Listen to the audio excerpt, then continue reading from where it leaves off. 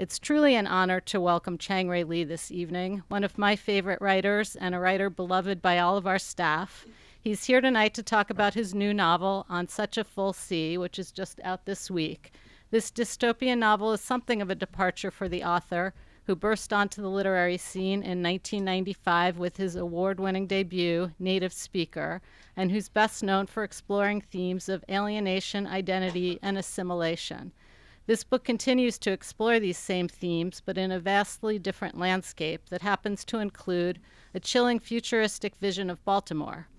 The book is receiving rave reviews. It was on the cover of the New York Times Sunday Review this week and in today's Washington Post, where Ron Charles called his portrait of the future brilliant and deeply unnerving.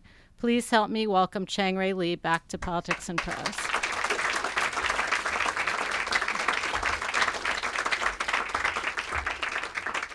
Hi. Thanks for coming out tonight. I appreciate it.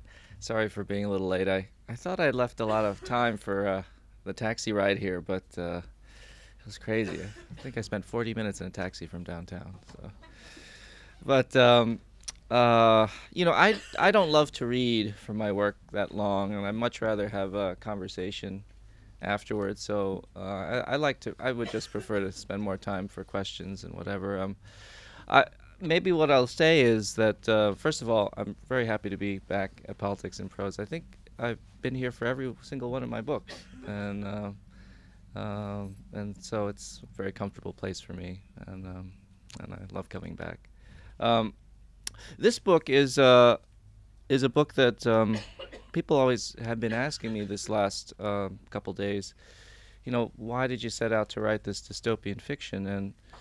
And my answer is always that I really didn't. You know, I didn't plan. You know, this wasn't part of some idea I had or some agenda I had for, you know, doing something different. I had originally wanted to write a story about China, contemporary China, and I had gone over to Shenzhen, which is in southern, just across the spit of land from Hong Kong, outside of Shenzhen, and where all the factories are that make all the things that we know about. And it's an interesting area because, you know, these factory towns are real factory towns. They don't really exist for other reasons.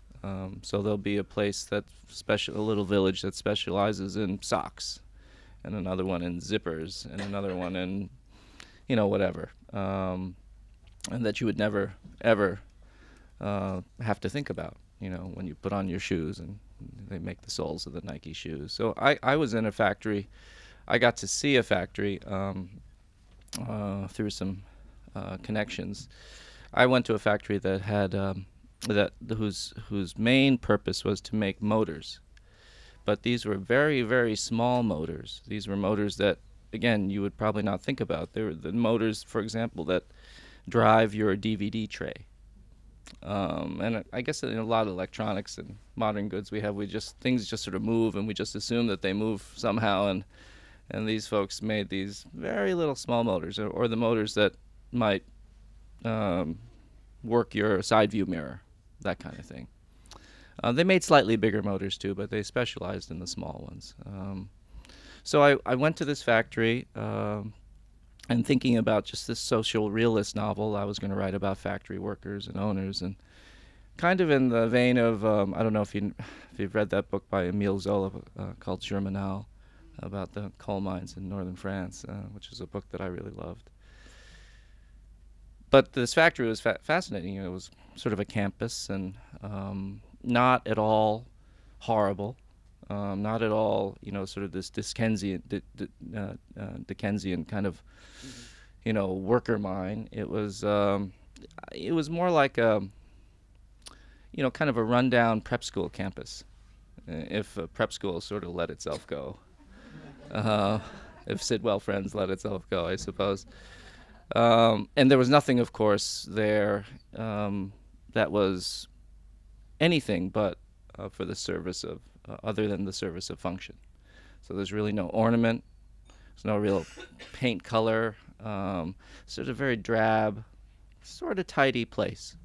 And again, just for functionality. And so I was able to tour the the facilities, the dorms, the cafeteria, the little health center that they had, because it really was a small village of a few thousand workers. And of course, I saw the people working at the benches, and most of these people were young girls, supposedly over the age of 17, but it was clear to me that some of them couldn't have been. And they were, it was very quiet, clean room, and looking over. It looked like sort of an immense nail salon, because they had these big magnifying glasses, and they would just work on these little motors in silence for hours on end. So I got back here thinking that I would write a novel that included all these things. And, oh, well, I suppose that, I tried to, I made some stabs at it. I did some sketches, as I usually do, but none of those things really satisfied me, the things I was writing. I knew, I was describing the things, I think, decently well, but I think for the sake of writing a novel, you need something else. You need some other kind of urge. It's not about information. It's not only optical, right? It's not just reporting. And I thought that I wasn't doing anything more than reporting all this stuff. And there was plenty of good reporting to go around. There's always some interesting story about China, about really every aspect of China. So I put that book away, and, not despairing about it, but just thinking, sort of casting about for this angle or this perspective, or a different kind of approach to that material. And I sort of interrogated the material, and I asked myself, why am I really interested in China? Why should I be interested in China? It's not my heritage, but there's some basic questions. Basic notions about that. Obviously, China's in the news a lot. China's ascendant.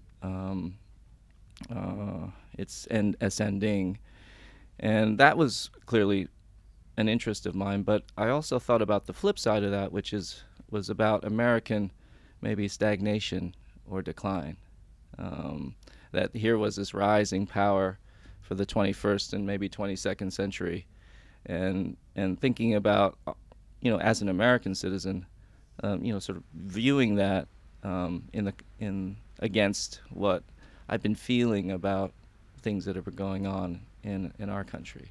So it's sort of I realized that I was really interested in China as an American, as an American who was both interested in what was going on there, but also clearly a little anxious and worried about trends and circumstances here, both social and political. And so I kind of, sometimes it takes a long time to figure out why you're really interested in something. Around the same time, I was on a train from New York down to here, doing a writers' festival, and as always, for the past 25 years of my adult life, being on the train, I passed by Baltimore, and that as you all know, that the train goes right by East Baltimore, and you see that neighborhood that's quite close to the tracks. Actually, there's a similar neighborhood I noticed today in Philadelphia, eastern Philadelphia. A neighborhood that's, had all these iterations of habitation, right? Sometimes okay, sometimes abandoned, sometimes boarded up, sometimes burned out, sometimes crumbling. And this one was that day I just focused on the abandoned places that had been kind of cleaned up, but boarded up and abandoned. And clearly was saying, people are not going to live here anymore. No one's going to live here anymore. And I thought I just had this crazy idea. I said, why shouldn't just some people, we could just bring some people in, have them live there. People all over the world need housing. This is a nice city. Otherwise, it's what a waste, right? And of course, those abandoned houses and those abandoned sections are all over this country, and for lots of different reasons, that are very complicated, having to do with race and all that kind of stuff. But I just had this idle thought, and then I thought, well, you could bring over some environmentally ruined village in China, en masse, and just plop them here and see see what happened, you know. And I thought, that'd be kind of interesting, wouldn't it? I mean, what would they do with it? And I thought more about it. I thought, yeah, that's sort of an interesting premise. But of course, it's a premise that wouldn't be plausible now, it would never be allowed. But I thought that in a very different future, you know, certain scores of years from now, that America and China would maybe both be benefited by having such a group come over and revitalize these pockets of America all over. Baltimore, Buffalo, Youngstown, Detroit, all the places in which in the country that had been sort of neglected and given up to disuse. And so I just started to ask some questions about what this place might be, what the workers might do there, but more importantly, what it would reflect, and then reflect back on the larger culture and the larger condition of that society.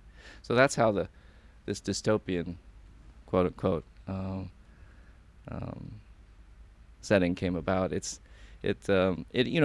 came about, as it always does, I think, with the things that I write, about my basic questions about who the people were there and what kinds of things did they face on a daily basis and what kinds of challenges and pressures did they have in their lives. In this particular world that I write about, there are sort of three different worlds, and the world that the workers inhabit is called Baltimore, after the former Baltimore, and they're the descendants of the original Chinese settlers. So it's not really the first generation; it's a few generations after that I pick up the story. And so I thought maybe I'd just read like a page and a half or something here, just to give you a sense of how I hear the prose, and then we can have a conversation. How about that? This is the beginning of the second chapter. Everyone knows it is rough living in the open counties. In this region, where it can get both very hot and very cold, it's especially unpleasant. Though it seems that's most places now. Our elders will say there used to be whole seasons in between of perfectly glorious days. Now, of course, those days are few, mere intermittent glimpses of what seems to us a prehistoric world, when the air was drier and clearer and more temperate, when the scent of turned earth or wildflowers or crisp dead leaves made one think of time as a kind of calm clock rather than a sentence. Here in Baltimore, along the runway straight blocks, we can't avoid enduring the same extremes as in the open counties, but it is a blessing to note that we have numerous places to go for respite, like our indoor gymnasiums and pools, and the subterranean mall busy with shops and game parlors and eateries where people naturally spend most of their free time. Because it's rarely pleasant out of doors, we've come to depend on the atmosphere of seasonally perfumed, filtered air and the honey-hued halo lighting and the constantly updated, mood-enhancing music that altogether are hardly noticeable anymore, but would likely cause a pandemonium were they cut off for any substantial period. Last year, in fact, the very thing happened for several minutes because of a power plant mishap, and while we had air and backup lights, there arose in the dimness a distinct odor of cave, which was not so awful as it was alarming, for you couldn't help but realize that we were lodged in the innards of the realm. Eventually, people stopped what they were doing and looked about, their mouths half open, awaiting an announcement. None came. Suddenly, some people started running, the trigger unclear, and before you knew it, everyone was racing about. Toddlers desperately yanked along, the elderly panting and trying to claw through the scattershot mobs, the young and fit sprinting as if the dogs of hell were chasing them. What panic in those corridors! What knife-in-the-heart terror! But then a great wheeze spewed from the ducts, and they rattled mightily, and then the banks of soft light revived, and the old familiar songs that we never quite listened to reset us to the more tranquil rhythms of our souls. We are no longer fit for any harsher brand of life, we admit that readily, and simply imagining ourselves existing beyond the gates is enough to induce a swampy tingle in the underarms, a gaining chill in the gut. For there's real struggle for open counties people. For in a phrase, the basic needs out there are met, but not much else. The power is thready, constantly cycling on and off. Housing is rudimentary, with shanty towns the rule. Water is plentiful only during the wet seasons and should be boiled at any time.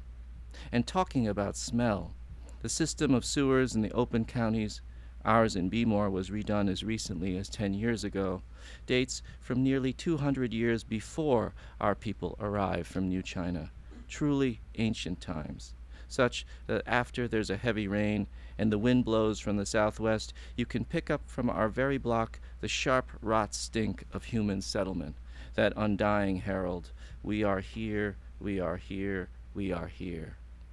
We know you are there, believe us. Maybe charters can easily forget what it's like out there, but we Baltimores and others in similar settlements should be aware of the possibilities. We shouldn't take for granted the security and comfort of our neighborhoods. We shouldn't think that always leaving our windows open and our doors unlocked means that we're beyond an encroachment. We may believe our gates are insurmountable and that we're armored by routines, but can't we be touched by chance or fate, plucked up like a mouse foraging along his well-worn trail? Before you know it, you're looking down at the last faint print of your claws in the dirt. Okay, I'll stop there. Thank you.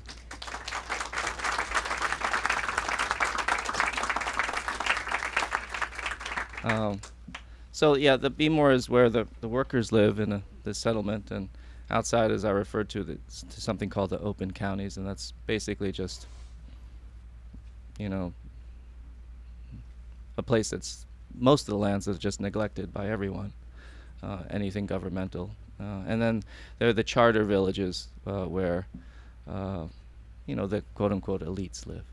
They have sort of everything, although I think all the people in my book are quite anxious. So please ask questions, and yeah, you could just, or you could just yell if you don't want. Did you feel that writing in the future gives you sort of literary freedom that you don't get in other senses? So, like, I've read a fair amount of science fiction. Does that?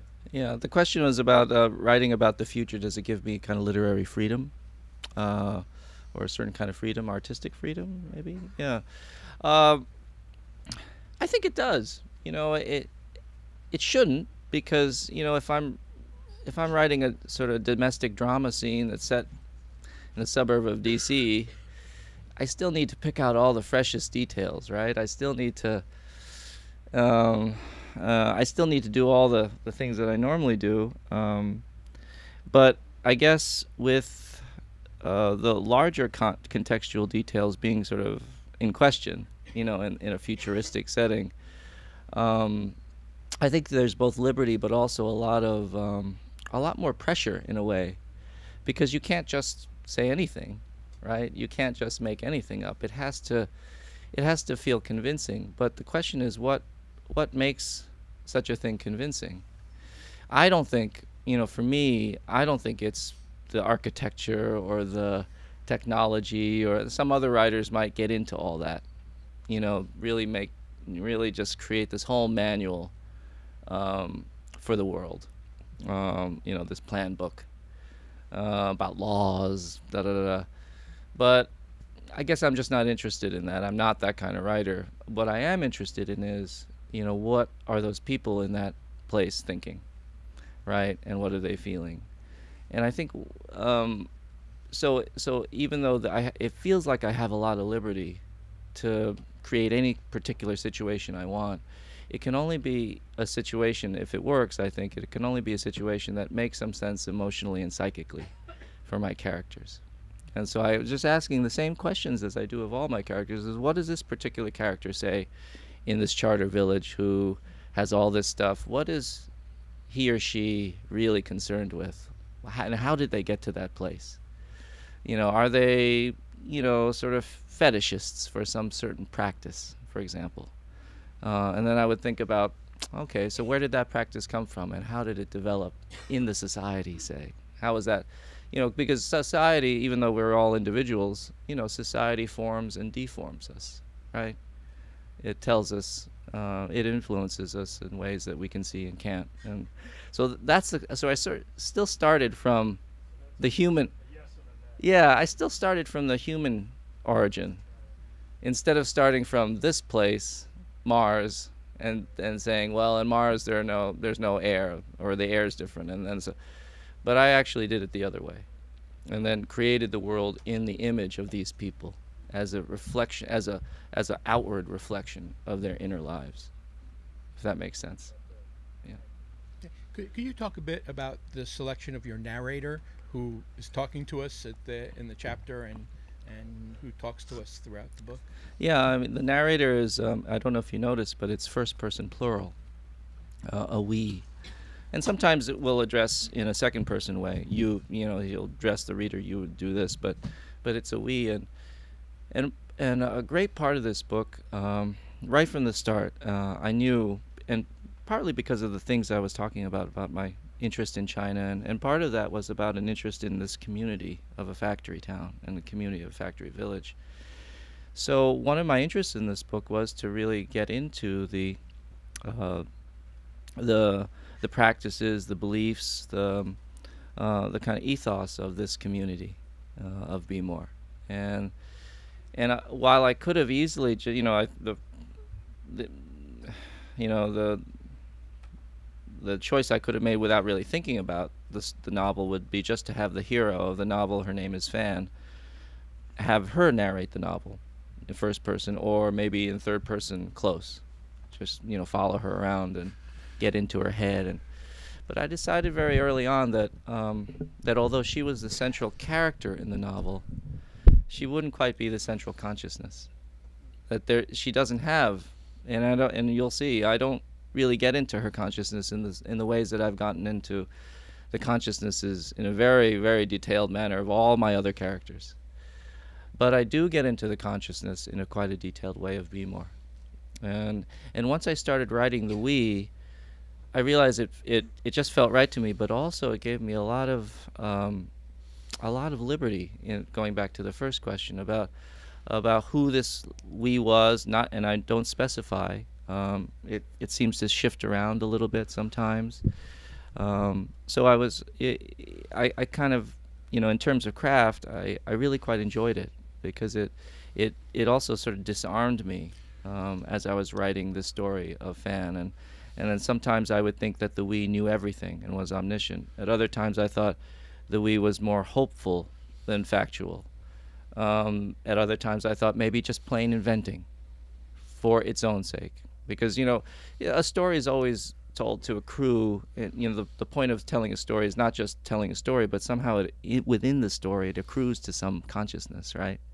Someone inside is being built up emotionally and intellectually by all that information, and this we are the people who do it. And I also like the idea that the feeling, as I started writing it about a third of the way in, it kind of started feeling like a fable, rather than, you know, a typical novel I might write, which I hadn't really anticipated, but I really liked that sound, and that both that distance and a certain kind of intimacy. So, yeah. If I understand it correctly, the original premise is that this village in China of a few thousand people is moved en masse from China to this abandoned section of Baltimore. Right. Now, I don't understand why the company who makes the motors would decide to move, and why the workers would move to this strange place. I mean, why would they even do that? That was the factory that I visited makes the motors, but the people in the book, they produce fishes and vegetables for the charter class, and they produce foodstuffs. Well, the reason why they're, I guess, willing to do it is that their place of habitation back in China was ruined. It was environmentally poisoned, and they couldn't live there anymore. And also, obviously, the elite class in the States required, some, I guess, factory technical know-how on how to raise fishes and vegetables. So, but that's not a question I go into very much. But it's glad you asked. Hi.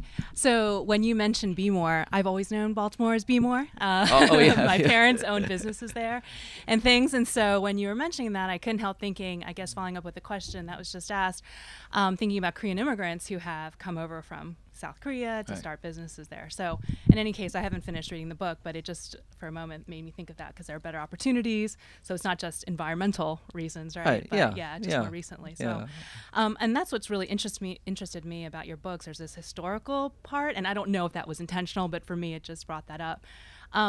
But this is kind of throwing me off because you're talking about something in the future. So I'm trying to think, like, are you still in the same genre? I mean, where are you going to be placing your work? And maybe, so. Well, I don't place my work in any genre. I mean, I just that's for others. Other people seem interested in doing that. I just write the books, and this book is interesting because it's sort of an immigrant novel in a way, set in the future, but it's a different dynamic because these immigrants are welcomed. They're needed. They're wanted. They're absolutely necessary. It's not just for them. They're not just getting the benefit of quote unquote new opportunity. Right. It's America who needs them. So I like the turnaround of that. Nice. And I don't know. I mean, I've always felt that in some ways, I've always written dystopian fiction because of certain immigrant stories that I wrote. And because really the immigrant story is a kind of, a newcomer comes to this new land, all the practices and behaviors are different, language is different, the way they're seen is different. Definitely.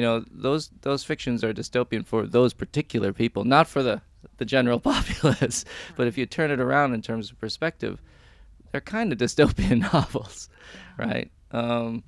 So I this didn't seem that much of a stretch to me that way, the other half of the story, the question was asked about, this we narrator in the community of Be More, but of course the motor of the story is Fan's adventure, this adventure of this girl who decides to leave this Be More place in search of her boyfriend, and that sort of is just a road story, kind of an adventure quest, which I had a lot of fun writing because it was just a lot of action, which I liked.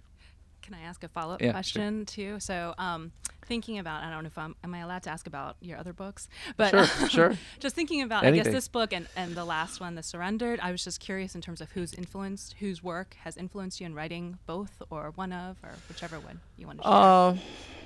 I mean, for this book, obviously I'd read some of the works by, writers, as we all know, like McCarthy or Shigeru or Atwood, those sorts of books. But I didn't really think about them when I was writing my book. I enjoyed those books, and they're all very different, and they all have very different, concerns. And you can tell too, Margaret Atwood is so interested in the world building. She's really interested in those details, whereas, Shigeru really isn't. He's much more sort of psychologically attuned, right? And so it's, I read a lot, but I try not to think about anything when I'm at my desk. Not to say that those things don't inform me somehow subconsciously, but I'm certainly not thinking about anything consciously. That's what I try to tell my students all the time. You have to have faith in all the things that you've read and thought about and learned, but then you have to sort of throw it out and just be free. You have to have faith that all that stuff will somehow funnel down into your pen or the keypad. And that's how I sort of, that's how I try to work. Yeah. do the Bimorians share the lack of aesthetics that you described in the factory towns, which I found quite shocking, because aesthetics is such a essential part of being a human, no matter how poor or primitive the culture might be, so-called culture might be. And do you explore that aspect of loss? Well, the Bmore that I describe is not so horrible, actually. It's a, you know, I think that, and that's the grand bargain that these people make. You know, they're not in, they have they don't have an obviously precarious existence that other people do in the book, the people in the open counties where life is wild, and so the trappings of their life are quite, you know, middle class. You know, they can go to a mall and it's, you know, they have decorations, you know, but part of the thing about their lives is a certain kind of Spartan, I would say, imagination that they're starting to rail against, and is initiated by one of their, you know, fans leaving them. I think that's what's a little bit empty for them. You know, it's not political freedom so much. It's a very regimented society, but anyone could leave at any time. You just wouldn't because it's too dangerous. But I think that's what is really kind of rubbing them in a profound way in the book. So they're worried about, or they're just beginning to realize that, you know, they're not dreaming in the same way that they maybe want or need to dream. Thank you. Yeah. You can. I'll repeat it. It's actually two questions. I haven't read the new book yet, but I did read The Surrender and I was so moved by it. And especially how you brought us all over the world and Sofarino, which I happen to have worked at the Red Cross. Oh, yeah. A lot. Yeah. Do you know where you're going when you start your novel? And you have a good idea? No, I don't. I don't know where I'm going. The question was, do I know where I'm going when I start the novel? And in the case of The Surrendered, you know, Solferino ends up being so important in that book. Not because not a lot of action, it ends there, but it's more a sort of spiritual center for the book, right? And but when I started the book, I hadn't even gone there, you know, and I hadn't really thought about that being part of the book. But once I got there, and this is the role of research, I think. Once I got there, yeah, I saw that church and I saw all the things, but it gave me a certain kind of feeling that that if I hadn't gone there in person, I don't know what would have happened to the book.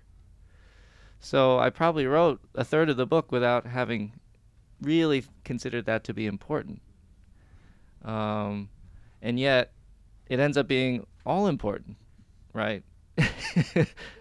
So it's sort of scary to think about in a way. Like, if I hadn't gone there, then what would have happened, you know, to the book? And then what? Was it coincidental that you went there for so? It wasn't coincidental. I did decide. I think maybe I should go there. I'm reading all about it, and I also happened to be in Italy at the same time. But my wife and daughters didn't want to go because, you know, we were enjoying ourselves in Tuscany, and I'm thinking, why am I going to drive all the way up to Lombardia and go this place? And, you know, I guess we got to do it, you know. So we just took a long drive up there, spent the night, and but that sometimes it happens that way sometimes.